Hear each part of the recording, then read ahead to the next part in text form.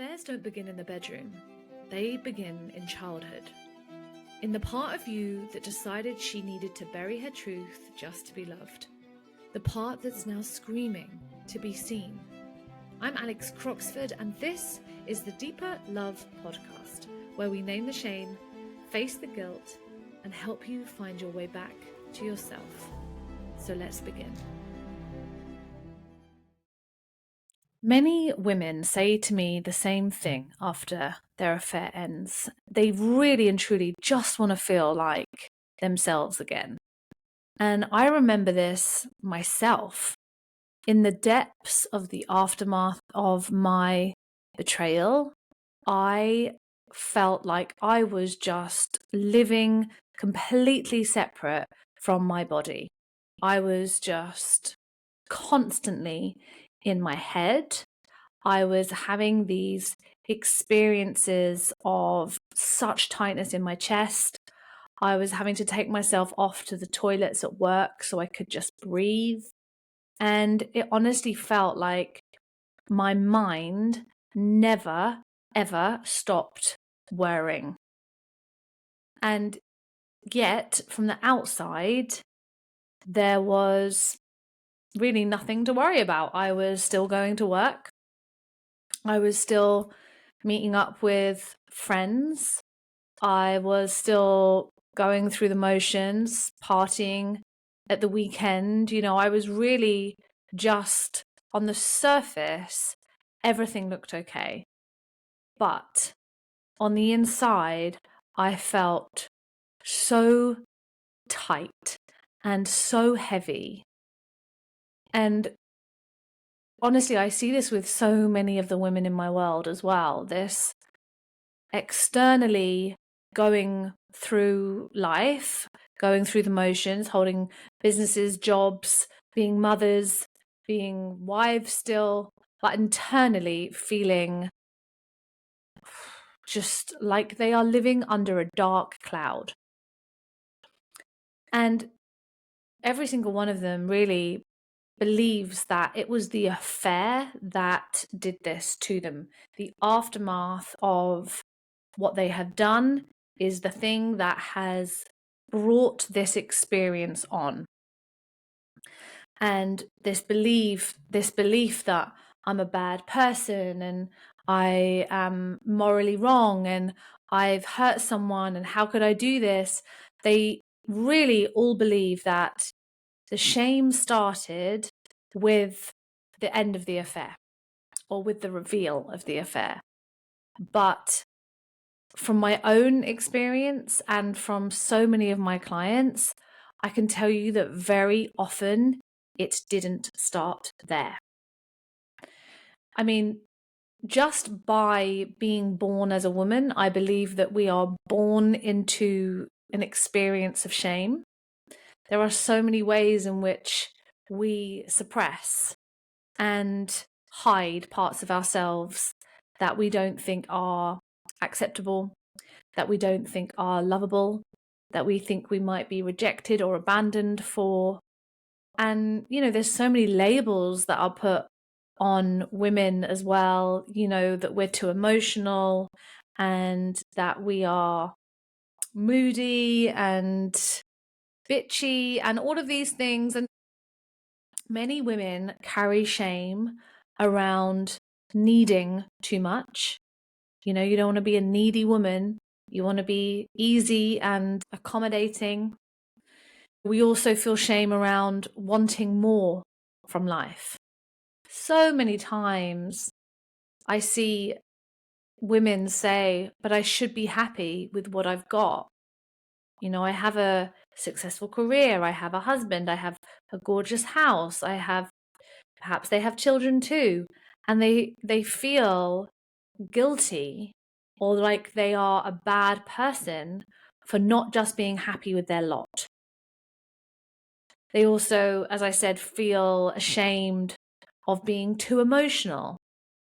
Like, women at our very core are emotional beings. And so there are going to be moments that we feel emotional or we feel overcome by sadness or grief or rage or fear. We also feel shame around having needs. We don't want to be a needy person. Oh, she's so needy. There's so much negativity around that. And yet, as humans, we have needs. Like we just have needs. It's okay to have needs. And it's another layer of shame that I'm not good enough, I can't do it, everybody else can, that women carry. Another way that women carry shame is around their sexuality. We're told that if we are sexual beings, we are disgusting, we are sluts, we are wrong. And we have been conditioned to either hide that part of ourselves because it's too much for society, or the shame around our own pleasure, the shame around having joy, the shame around being who we really are, that we have to fit ourselves into some neat and tidy, perfect box so that we are acceptable. We have to be quiet enough to be liked, but we have to be loud enough to be seen. We are already carrying so much shame and having to contort ourselves in so many ways in order to be acceptable or perfect or loved, that it's quite clear the shame didn't begin with the affair. By the very core of being a woman, we already carry shame. And the thing is that many women were already living inside of that shame way before they had the affair. Because really and truly, that shame starts in childhood. We start to believe that we're a bad person when we are children. If we got smacked or we got punished, or there was a moment in time where you were pulled up in front of the class and embarrassed or told off. Women are constantly walking around hiding who they really are because they are terrified that if they show who they really are, they are going to be rejected or abandoned or judged for it. We've morphed ourselves into something that we are not. And when we do that, when we persistently become the responsible one, or the strong one that doesn't feel too much, or the one that never asks for anything, or the one that doesn't speak up in conflict, or the one that, stays quiet in bed and doesn't ask for something different, or just accepts that she has to be the body for her husband or her partner's pleasure, that over time creates internal flatness and exhaustion and really and truly total disconnection from self. And when you are living in a world in which life feels flat and grey and you are exhausted and you are constantly performing and you are disconnected from yourself, then when somebody else, you are going to be in a relationship that also feels disconnected. Because it's impossible to be in a deeply emotionally intimate relationship when you are not living as your most truest self. If you're not being honest, if you are disconnected from your feelings, if you are swallowing what you want and what you need, then your internal experience is not going to be one of aliveness.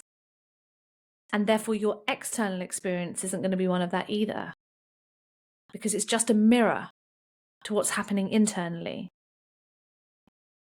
And so when somebody else comes along outside of your marriage and suddenly they make you feel so seen and so heard and so desired and so listened to, and you can have these conversations or these interests that you weren't able to share with your husband, suddenly this different version of you appears. You're no longer the exhausted mother or the wife that has been saying yes when she means no for years. They feel alive. Women feel desired and they feel creative and awake and free and like there is just energy flowing through their body. And even though it feels so much like, well, it's the affair partner that did this versus my husband that makes me feel grey and flat, it's not the case. And what the affair does is it reveals the split between the two versions of themselves. So you have the one version who is the responsible mother who is doing life in the way that we're meant to, the way that society says. And then on the flip side, you have this experience that feels like, yeah, all the lights have been turned on. And so when the affair ends, there is a huge emotional crash. And let's be honest, in any breakup, we can feel like we are going insane. In any kind of breakup, the heartbreak, physical heartbreak, the attachment that now has been broken, the constant wondering, what if, that grief is huge.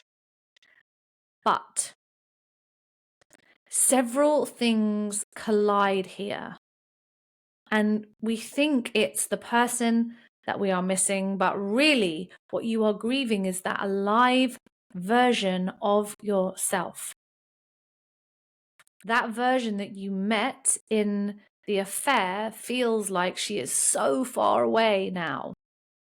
And there is also deep down a fear that you have destroyed your life. And on top of that, moral shame about what you did, and this need to return to the responsible one that's put together and doesn't feel too much and is strong and doesn't get lost in her emotions. So then the internal dialogue becomes, what kind of person does this make me? How could I do this? Maybe there is something wrong with me. Maybe I am broken.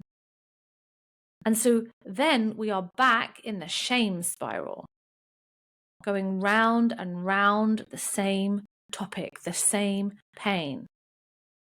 But really, that shame that you are experiencing right now in the affair is not the first experience of pain you've ever had. That is not the first experience of shame you've ever had. In fact, this affair, or the aftermath of the affair, has now just brought it all up to the surface. Years of living inside shame now brought up like a volcano erupting, and it cannot be ignored.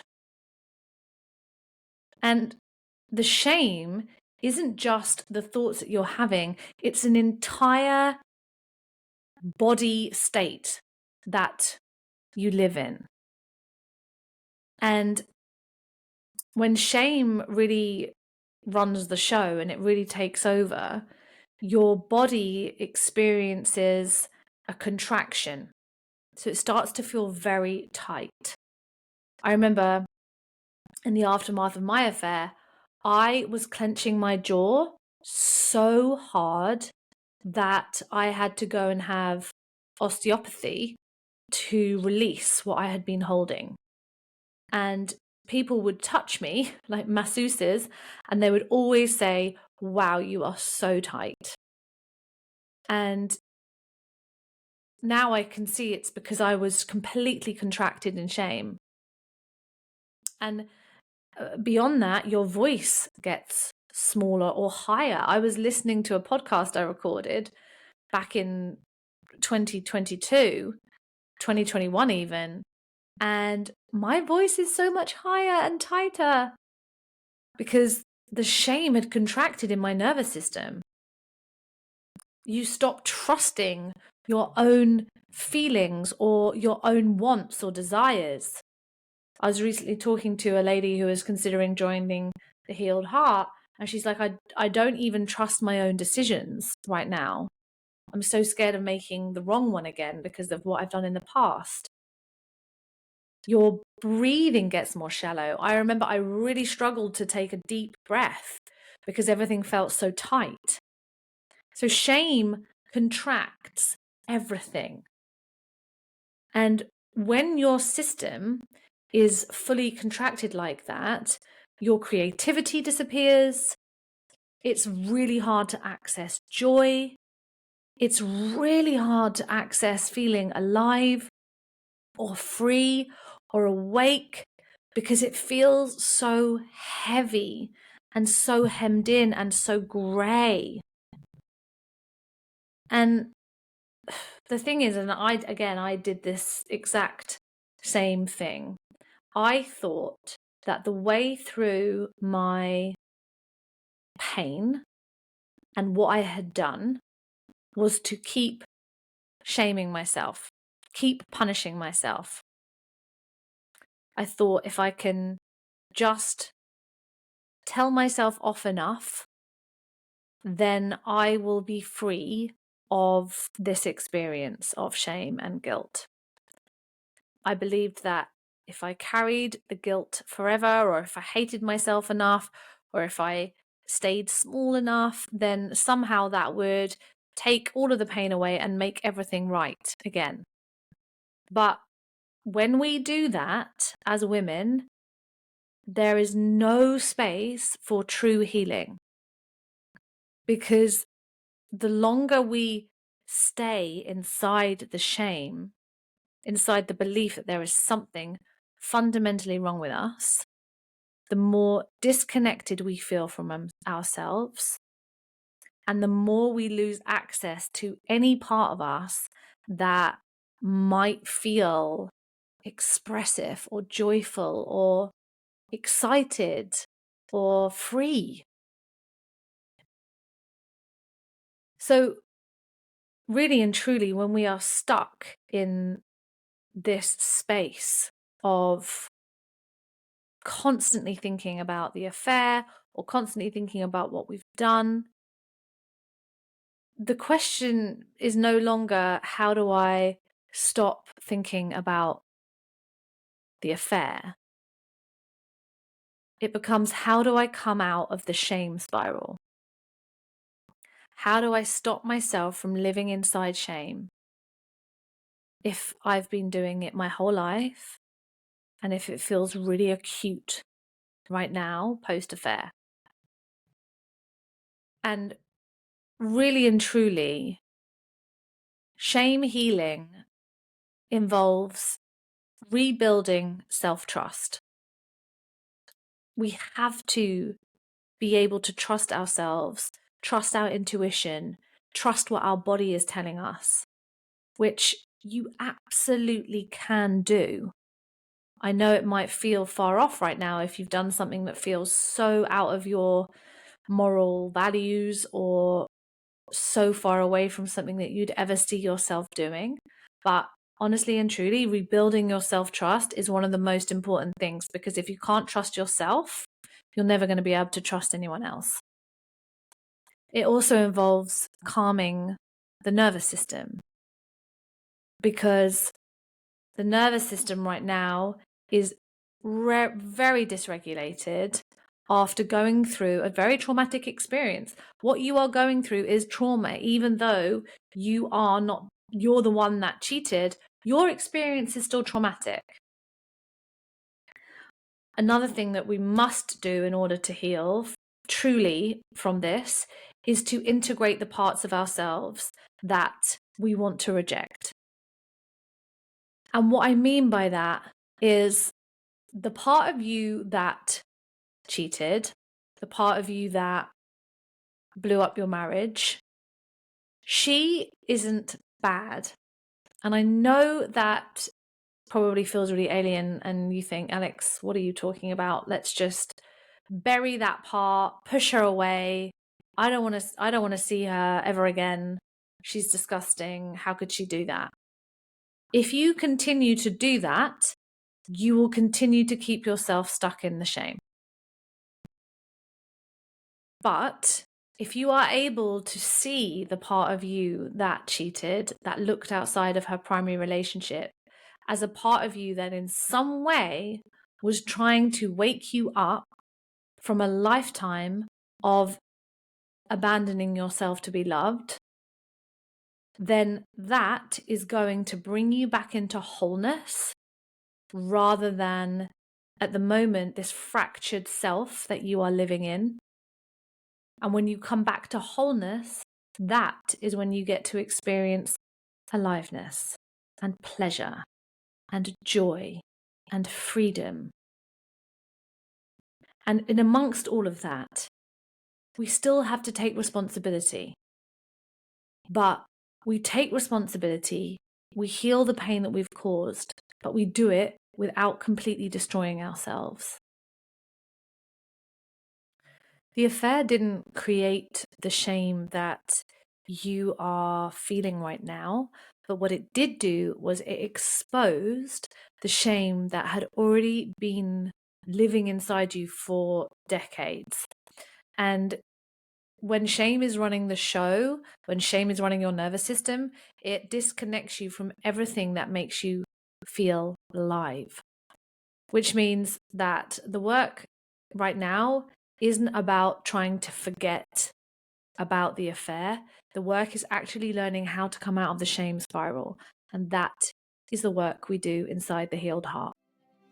Thank you for listening to the Deeper Love podcast. If today's episode spoke to you, hit subscribe so you don't miss the next one. And if you're ready to go deeper, you'll find all the ways to work with me in the show notes. Until next time.